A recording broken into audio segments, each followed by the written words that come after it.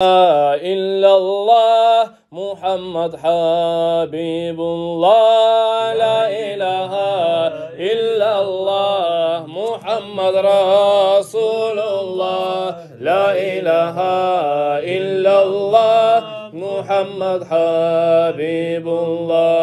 Arı kılık mahtala bizim bu surman dinni, amma bajarmay kala kılıklı bulma kimni. İmandan son kılıktır amallanı sıylısı, kılıkka tergev vermey adamlanı hıylısı. Kılıklı bol adam ol, sağa izleme abur, açulanma akırma, özünü tut sen sabur. Tanış biliş yoluksa başlap ber salamını, irjaygan betin tutup uzatıp kalamını. Az söyle kop söyleme, tüz söyle yalgan ayma, sağa zaral bolsa da bergen sözünden ayma.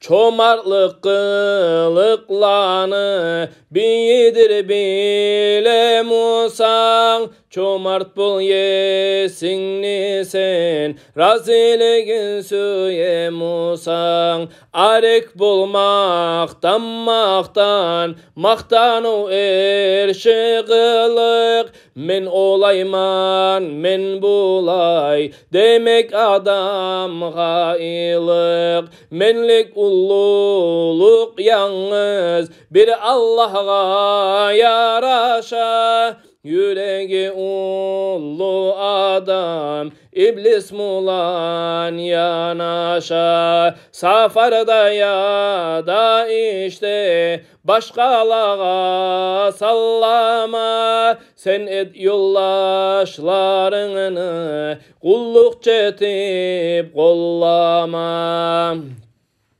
Uyde katun yaşlığa korku gölek giydirme, hattan ozup boş bolup başına da mindirme. Kişini söküp söylep ayttı kuyttu yürütme, senne yok mu ayıplar başkalar mulan bilme. Yüreğini taza tut, baylanı da gülleme, sen baymusan pakırga sansanımay silleme. Yalınma sen hakimge ondan zat umut etip, hakim musan özünü görme bulutga yetip. Hıylı arı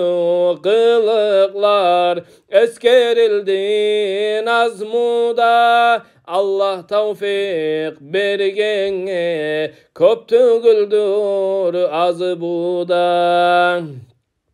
Lapta asıl kılıklı kim bolgan hep sorasan, bilersen kim bolganı kitaplara karasan. Ozokta paygambardır kılıklanı bulağı, bar halka ulgu bulgan hiç bolmagan yolağı. Onu kılıklarından kast eteyik pay alma, Allah diney biz senin rahmundan arek salma. Kim söyse ol Rasuldan kıyamet gün şafaat, salavat salsın bugün akın eşitken saat. Mevla'ya salli ve sellim daiman abadan على حبيبك خير الخلق كلهم.